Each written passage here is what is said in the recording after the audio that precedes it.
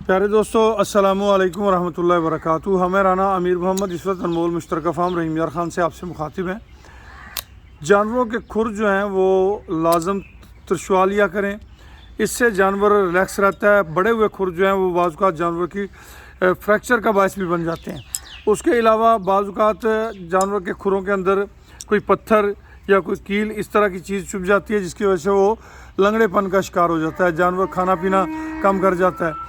अगर हम टाइमली अपने जानवरों के खुर जो हैं वो बनवाते रहें तो जानवर चलने में रिलैक्स फील करता है। जानवर को इस चीज़ का ख़तरा नहीं होता कि उसका पाँव जो है वो खुदा न खास्ता बड़े हुए खुरों की वजह से फ्रैक्चर होगा। तो ये छोटी छोटी बातें, इन पे ध्यान रखें, इंशाल्लाह इससे आपको खातर खा फ़ायदा हासिल होगा। खुरों को कोशिश किया करें कि साल में कम से कम 2 बार जो है वो आप ज़रूर एक कारीगर को बुलवा के चेक करवा लिया करें। जज़ाकल्लाह खैर, वासन अल जज़ा।